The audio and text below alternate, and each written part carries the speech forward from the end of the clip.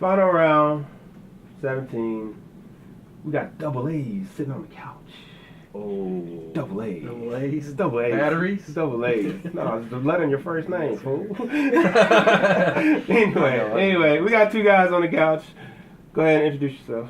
My name is Hua. I'm from Atlanta, Georgia, and a lot of people may know me as Anakin. And that's my gamer tag. And I play Tekken Tag too.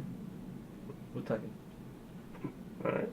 And I'm Akon, basically from Ivory Coast. I live in France right now, and my gamer tag is Ivory Akon.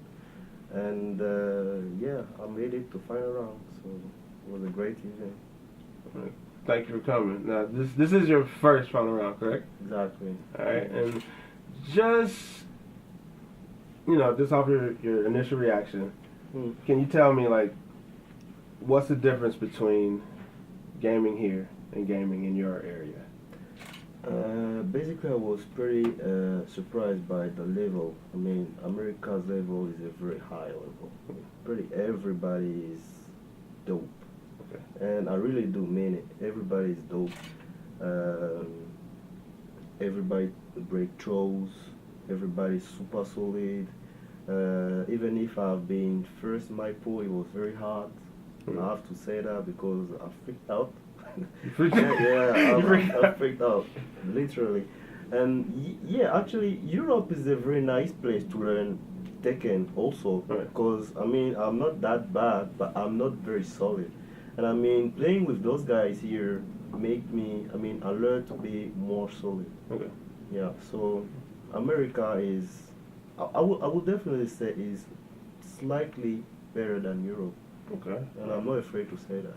All right, well, hey man, the lion, be bold, be brave. Now, when you said you don't feel solid, was it solid offensively or solid defensively? Defensively, and he said that before me because he know my game. First of all, I mean, not very much people knows that I don't really do know how to break throws. Okay. And it's a real issue for me. I really don't know how to break throws. It depends on my mood, depends on kind of, something, I don't know. Some tournament I break throws, some I just don't. And this tournament, I think, I'm not very mad at my break throws level. Right, your performance. Yeah, my performance today was, this final round was not that bad as usual. And yeah, defensively, I got some issues. Okay. Because I don't break throws with Lay, for example, I'm always trying to run away. Yeah, just sidestep or just avoid it. Exactly. Like we talked earlier with El Negro, I have the same strategy. The same because problem. I don't know how to break, Okay. I run away. Okay. I'm dancing. I want to impress you by my movement, but Right. dancing, but it's not working all the time. Okay. Sometimes I just get damaged, like, for no reason because of that. So this is my issue. I need to work out. All right, man, don't sound so glum about it, man. I can guarantee you can fix it. Yeah. But you know what, Anakin, that was actually a really good compliment. He said that you kind of know his game. Right. So if you know his game, instead of talking about he can't break those as his weaknesses, tell him something that he does do very well. Well, I think that Akon brings a really unique style to the to the field because of the fact that he's from Europe, and we've never seen a lot of players from Europe. It's really rare when we get players from out of the country in our tournaments. But he plays with Lei and Huarong, two characters who there are a lot of players in America who use those characters. But when you see Akon play, it's totally different. We have a Huarong player by the name of Speed Kicks, and he's one of the best in the business at Huarong. And when you compare the two Akon Speed Kicks, you can kind of see so many differences. As far as what moves they use, what they value, when they value it, and just their level of thinking, how aggressive they want to be and stuff. With Akon, he's really, really, really trying to get you to make mistakes. Whereas Speed Kicks, he'll just wait for you to do it, but he's trying to force them. He forces the issue, and Speed Kicks will be more patient. And that's what he's talking about when he says solid, because ATL is known for their solid style of play, relying on their instincts to predict what their opponent's doing, rather than letting the frames dictate what you can and cannot do. Okay, all right. But Akon, he's just yeah. I've never seen him.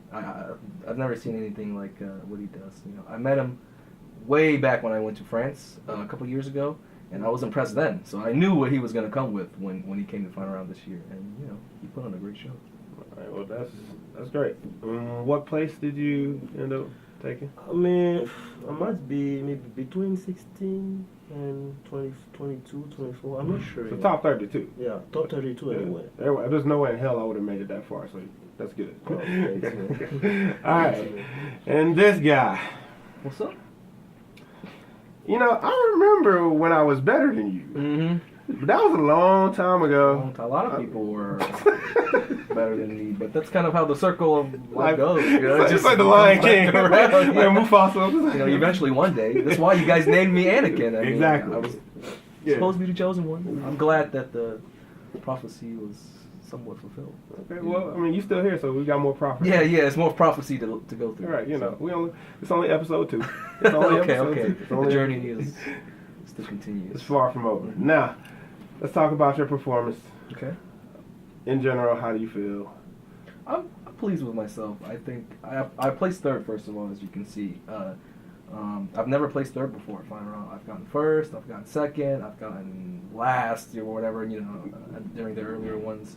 But third place, you know, it's not so bad. I was really more worried about disappointing everyone who was like cheering for me, and especially some of my closer friends and stuff. But afterwards, even after I lost, I received a lot of compliments on my game. So I mean, to not have disappointed them, it makes me feel a lot better about, you know, not being able to win this time around. All right. Well, you know, that's really humble of you to say. But you being a star in the ATL community, all right? Okay. In the ATL community, you know, I'll put it in reasonable bounds. What can you do, not just for the Atlanta community, but for everybody? What can you give to them? What kind of words would you tell a person who wants to, you know, get to your level of gameplay? Well, I would say one of the most important things, if you want to be good at anything, is patience. Yeah. And you know, if it was easy, everyone would be doing it. I also Right. like to say that too. So, if you want to be good at something, you have to be patient and you have to put in the work. And pretty much, it'll come to you. You know, there is no such thing as practicing and then not getting better. So if you practice, you put in time, you play efficiently, I think that you're going to see results. It's kind of like working out, you know. A lot of people, they stop working out because they don't see results, because it doesn't come soon enough. Yeah, soon enough for them. But, you know, it's just like, it works the exact same way in tech, and you have to be patient, because it may come to you all at once. Maybe you'll have like an epiphany one day, and you're like, whoa, let me change my style. And, you know, some people, that happened to some people, some players, who realize, you know, maybe even this past weekend in final round, they maybe experienced some couple things that made them realize that they could be making some changes to their game. So just be patient, play for fun, you know, and always play for the right reasons, rather than, you know, at first my goal was not trying to be like the best or anything. I wanted to go to the arcade every day and play Tekken. So when I realized that I had a little bit of potential, and then with you guys, the local arcade scene, you know, just supporting me, I felt like, you know, I might try to take it to the next level. It's really fun, and it's way better than doing something else, you know, rather than being on the street or something. That's what my father says. He says, you know, the games, everyone in the gaming community are really good folks. Yeah. So. But yeah, I think I saw your dad. Yeah, he was here. He's always here. Man. Yeah, I always tell him what's up. He's like, he remembers me. He's like, oh yeah, you're that guy. You're that black guy in Japan. Yeah, the guy that brings that. All right. Now, the whole relationship between you and your dad, like his dad is really big in our fighting game community. Did having a supporting father, you know, some guy who, like, you know, really supported you, how much did that help you in your gameplay? I think it helps a lot, because he's been there since the beginning. Yeah. I mean, he remembers what it's like to drive me all the way down to like Florida, let's say, and drive back empty-handed. You know, he remembers those days where it wasn't so bright and everything. It was more gloomy days. So, I mean, these days he also just wants to come out and watch. Yeah. And watch. He's having fun. It helps out a lot, because he's also really good at calming me down, because early on, before I had a lot of tournament experience, he would always tell me to just play my game, and if I played my game, it doesn't matter if I won or lost, because if I lost, it was not meant to be, And if I won, then that's great. But you want to worry about playing your game, because if you don't and you lose, you know, you're always going to be looking back in retrospect. What if I'd played better? But if you play your game, there are no regrets. So I play by that philosophy a lot. You know, I teach others who ask me for advice. I tell them that what my father told me was to just do what you do. All right. Oh, this sounds fantastic. All right, guys, this has been final round 17. Double A's on the couch, representing that Tekken. We're gonna get back with you a little bit later, and we'll see you next time. Peace. Next time.